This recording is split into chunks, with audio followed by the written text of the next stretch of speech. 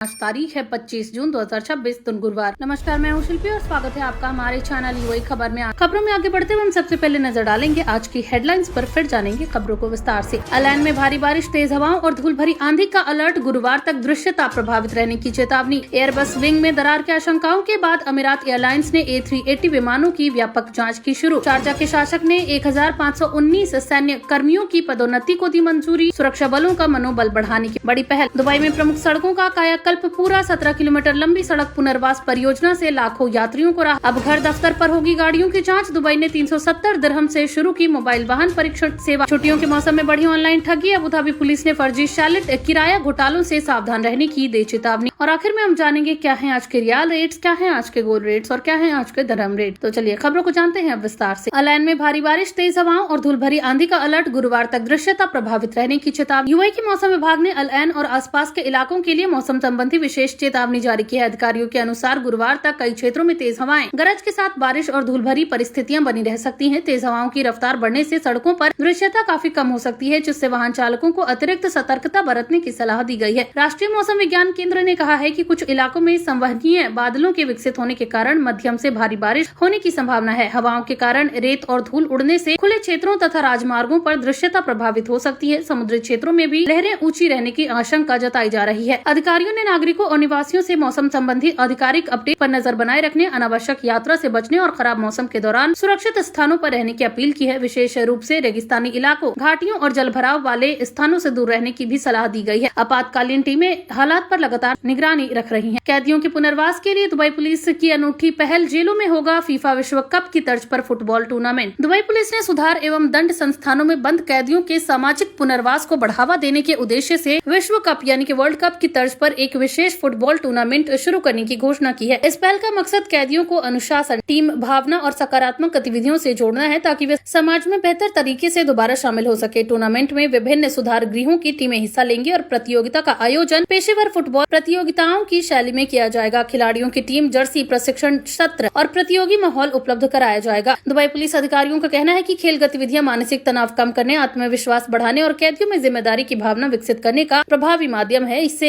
पहले दुबई की जेलों के कैदी अंतर्राष्ट्रीय स्तर की शतरंज प्रतियोगिताओं में भी हिस्सा लेकर अच्छा प्रदर्शन कर चुके हैं। अधिकारियों का मानना है कि ये पहल केवल खेल तक सीमित नहीं है, बल्कि कैदियों को एक नई शुरुआत देने और उन्हें समाज का उपयोगी सदस्य बनाने की दिशा में महत्वपूर्ण कदम साबित होगी। बुजुर्गों की सुरक्षा के लिए दुबई पुलिस और CDA की संयुक्त पहल, वरिष्ठ नागरिकों को मिलेगा व्यापक संरक्षण। दुबई पुलिस और कम्युनिटी डेवलपमेंट अथॉरिटी यानी CDA ने वरिष्ठ नागरिकों और बुजुर्ग निवासियों की सुरक्षा एवं कल्याण को मजबूत करने के लिए सहयोग बढ़ाने का फैसला किया है। इस पहल के तहत अकेले रहने वाले बुजुर्गों, विशेष जरूरत वाले लोगों और कमजोर वर्गों को अतिरिक्त सहायता प्रदान की जाएगी। कार्यक्रम के अंतर्गत नियमित स्वास्थ्य निगरानी, सुरक्षा जागरूकता अभियान, सामाजिक सहायता सेवाएं और आपातकालीन प्रतिक्रिया व्यवस्था को सुदृढ़ किया जाएगा। अधिकारियों का कहना है कि बुजुर्गों को धोखाधड़ी, साइबर अपराध और वित्तीय ठगी से बचाने के लिए विशेष प्रशिक्षण और जागरूकता कार्यक्रम भी चलाए जाएंगे। दुबई पुलिस ने कहा, समाज के वरिष्ठ सदस्यों को सम्मान और सुरक्षित जीवन प्रदान करना सरकार की प्राथमिकताओं में शामिल है। CDA के साथ मिलकर ऐसे लोगों की पहचान की जाएगी जिन्हें अतिरिक्त सहायता की आवश्यकता है। वहीं ये पहल दुबई के उस व्यापक विजन का हिस्सा है जिसके तहत शहर को सब आयु वर्ग के लोगों के लिए सुरक्षित, समावेशी और रहने योग्य बनाने पर जोर दिया जा रहा है। एयरबस विंग में दरार की आशंकाओं के बाद अमीरात एयरलाइंस ने A380 विमानों की व्यापक जांच की शुरू। दुनिया की सबसे बड़ी अंतर्राष्ट्रीय एयरलाइनों में शामिल अमीरात ने अपने A380 बेड़े की विस्तृत तकनीकी जांच शुरू कर दी है। ये कदम एयरबस A380 विमानों के कुछ हिस्सों में संभावित दरारों की रिपोर्ट सामने आने के बाद उठाया गया है। एयरलाइन के अनुसार सुरक्षा यात्रियों और चालक दल के लिए सर्वोच्च प्राथमिकता है। इसी कारण एहतियाती तौर पर विमानों के पंखों और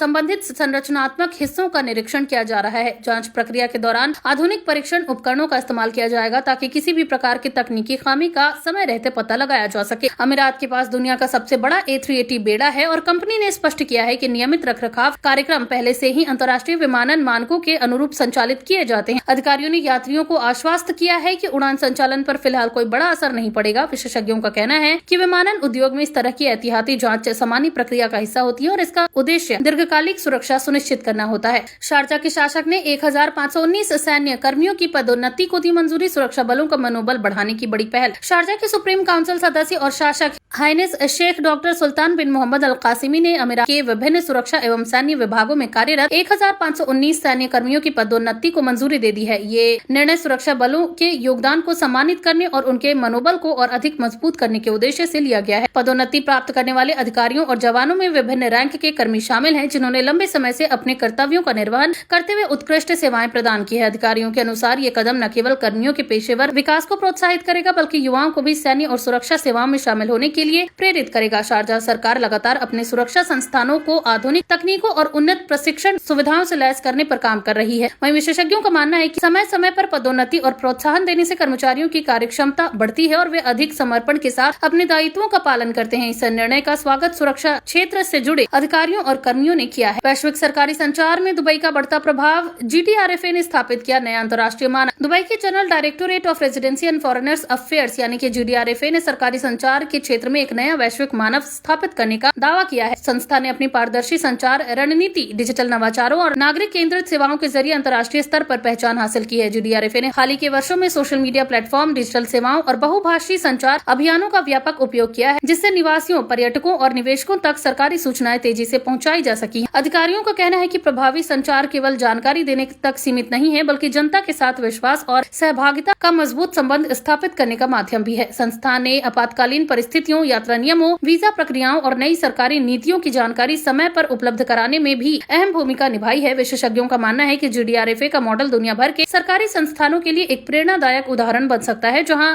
तकनीक और जनसंपर्क का संतुलित उपयोग किया जा रहा है। दुबई में प्रमुख सड़कों का कायाकल्प पूरा। 17 किलोमीटर लंबी सड़क पुनर्वास परियोजना से लाखों यात्रियों को राहत। दुबई की सड़क एवं परिवहन प्राधिकरण यानी कि RTA ने शहर के विभिन्न महत्वपूर्ण मार्गों और आवासीय क्षेत्रों में 17 किलोमीटर लंबी सड़क पुनर्वास परियोजना सफलतापूर्वक पूरी कर ली है। इस परियोजना यानी कि इस प्रोजेक्ट का उद्देश्य सड़क बुनियादी ढांचे को मजबूत करना, यातायात प्रवाह में सुधार करना और यात्रियों के सफर को अधिक सुरक्षित एवं सुगम बनाना है। पुनर्वास कार्य के दौरान पुराने डामर को हटाकर नई परत बिछाई गई, सड़क संकेतकों को उन्नत किया गया तथा जल निकासी प्रणालियों की मरम्मत भी की गई। परियोजना में उन क्षेत्रों को प्राथमिकता दी गई जहां यातायात दबाव अधिक रहता है और जहां सड़क की सतह समय के साथ क्षतिग्रस्त हो चुकी थी। RTA अधिकारियों ने बताया कि दुबई तेजी से बढ़ती आबादी और वाहनों की संख्या को ध्यान में रखते हुए अपने सड़क नेटवर्क का लगातार आधुनिकीकरण कर रहा है। इससे यात्रा समय कम होगा, वाहनों के रखरखाव पर होने वाला खर्च घटेगा और सड़क सुरक्षा मानकों में भी सुधार आएगा। ये परियोजना दुबई को दुनिया के सबसे स्मार्ट और टिकाऊ शहरों में बदलने की व्यापक रणनीति का हिस्सा मानी जा रही है। अब घर और दफ्तर पर होगी गाड़ियों की जांच। दुबई ने 370 दिरहम से शुरू की मोबाइल वाहन परीक्षण सेवा। दुबई ने वाहन मालिकों को बड़ी सुविधा देते हुए मोबाइल वाहन निरीक्षण सेवा शुरू की है, जिसके तहत अब वाहन की तकनीकी जांच घर, कार्यालय या किसी अन्य निर्धारित स्थान पर कराई जा सकेगी। इस नई सेवा की शुरुआती फीस 370 दिरहम निर्धारित की गई है। इस पहल का उद्देश्य वाहन मालिकों का समय बचाना और निरीक्षण केंद्रों पर भीड़ कम करना है। प्रशिक्षित तकनीकी टीमें आधुनिक उपकरणों से लैस वाहनों के साथ सीधे ग्राहकों के पास पहुंचेगी और निर्धारित मानकों के अनुसार गाड़ी की जांच करेगी। जांच पूरी होने के बाद संबंधित रिपोर्ट डिजिटल माध्यम से उपलब्ध कराई जाएगी। वहीं अधिकारियों के अनुसार ये सेवा विशेष रूप से व्यस्त पेशेवरों, वरिष्ठ नागरिकों और बड़ी कंपनियों के लिए लाभकारी साबित होगी, जिनके पास एक से अधिक वाहन होते हैं। ये पहल दुबई की स्मार्ट सिटी रणनीति के अनुरूप है, जिसके तहत अधिक से अधिक सरकारी सेवाओं को नागरिकों के घर तक पहुंचाने पर जोर दिया जा रहा है। सरकार का मानना है कि इस तरह की अभिनव सेवाएं निवासियों के जीवन स्तर को बेहतर बनाने और सरकारी प्रक्रियाओं को अधिक सुविधाजनक बनाने में महत्वपूर्ण भूमिका निभाएंगी। छुट्टियों के मौसम में बढ़ी ऑनलाइन ठगी। अबुधाबी पुलिस ने फर्जी शैलेट किराया घोटालों से सावधान रहने की दी चेतावनी। अबुधाबी पुलिस ने निवासियों और पर्यटकों को छुट्टियों के मौसम के दौरान बढ़ते फर्जी शैलेट और रिजॉर्ट किराया घोटालों के प्रति सतर्क रहने की चेतावनी दी है। पुलिस के अनुसार ठग सोशल मीडिया, नकली वेबसाइटों और मैसेजिंग प्लेटफॉर्म के जरिए आकर्षक तस्वीरें और कम कीमत वाले ऑफर दिखाकर लोगों को अपने जाल में फंसा रहे हैं। पीड़ितों से अग्रिम भुगतान लेने के बाद धोखेबाज या तो संपर्क बंद कर देते हैं या फिर जिस संपत्ति का विज्ञापन दिया जाता है वह वास्तव में मौजूद नहीं होती। अधिकारियों ने कहा कि गर्मियों की छुट्टियों के दौरान इस प्रकार की धोखाधड़ी के मामलों में वृद्धि देखी जाती है। अबुधाबी पुलिस ने लोगों को सलाह दी है कि किसी भी संपत्ति को बुक करने से पहले उसकी वैधता की जांच जरूर करें। केवल अधिकृत प्लेटफॉर्म का उपयोग करें और अज्ञात व्यक्तियों के बैंक खातों में अग्रिम भुगतान करने से बचे। संदिग्ध विज्ञापनों की जानकारी तुरंत पुलिस को भी देने की अपील की गई है। वहीं अधिकारियों ने दोहराया कि जागरूकता और सतर्कता ही ऑनलाइन वित्तीय धोखाधड़ी से बचाव का सबसे प्रभावी उपाय है। अब जानते हैं क्या है आज के रियल रेट। तो आज एक सऊदी रियाल के मुकाबले 25.22 रुपया है, जो कि पिछले दिन 25.26 रुपए थी। वहीं एक सऊदी रियाल के मुकाबले आज 40.37 नेपाली रुपये है, जो कि पिछले दिन 40.35 नेपाली रुपये था। वहीं एक सऊदी रियाल के मुकाबले आज 32.72 बांग्लादेशी टका है, जो कि पिछले दिन 32.74 बांग्लादेशी टका था। वहीं एक सऊदी रियाल के मुकाबले आज 74.10 पाकिस्तानी रुपये है, जो कि पिछले दिन 74.10 पाकिस्तानी रुपये था। वहीं एक सऊदी रियाल के मुकाबले आज 25.22 भूटानी करेंसी है, जो कि पिछले दिन 25.26 भूटानी करेंसी पर थी। क्या है आज के गोल्ड रेट। तो यूएई में सोने की कीमतों में लगातार उतार चढ़ाव जारी है, जहां यूएई में आज 18 कैरेट सोने का दाम 375.50 दिरहम प्रति ग्राम है, जो कि पिछले दिन 379.50 दिरहम प्रति ग्राम पर था। यानी कि आज की गोल्ड रेट की 18 कैरेट की भारतीय मुद्रा में बात की जाए तो लगभग 9,732 रुपए के आसपास होते हैं। वहीं आज आज यूएई में 22 कैरेट गोल्ड का दाम 456.75 दिरहम प्रति ग्राम है, जो कि भारतीय मुद्रा में लगभग 11,838 रुपए के आसपास होते हैं, जो कि पिछले दिन 461.75 दिरहम प्रति ग्राम पर था। वहीं यूएई में आज 24 कैरेट सोने का दाम 493.25 दिरहम प्रति ग्राम है, जो कि पिछले दिन 498.75 दिरहम प्रति ग्राम पर था। वहीं 24 कैरेट सोने का दाम की भारतीय मुद्रा में बात की जाए तो लगभग 12,784 रुपए के आसपास होते हैं। क्या है आज के दिरहम रेट? तो आज एक यूएई दिरहम के मुकाबले 25.83 रुपया है, जो कि पिछले दिन 25.94 रुपए पर थी। वहीं एक यूएई दिरहम के मुकाबले आज 41.33 नेपाली रुपये है, जो कि पिछले दिन 41.46 नेपाली रुपये पर था। वहीं एक यूएई दिरहम के मुकाबले आज 33.52 बांग्लादेशी टका है, जो कि पिछले दिन 33.42 बांग्लादेशी टका पर थी। वहीं एक यूएई दिरहम के मुकाबले आज 75.73 पाकिस्तानी रुपये है, जो कि पिछले दिन 75.75 पाकिस्तानी रुपये पर था। वहीं एक यूएई दिरहम के मुकाबले आज 25.83 भूटानी करेंसी है, जो कि पिछले दिन 25.77 भूटानी करेंसी पर थी। तो ये थी आज के तमाम ताजा अपडेट्स। ऐसी और खबरों को जानने के लिए बने रहिए हमारे चैनल यूएई खबर के साथ।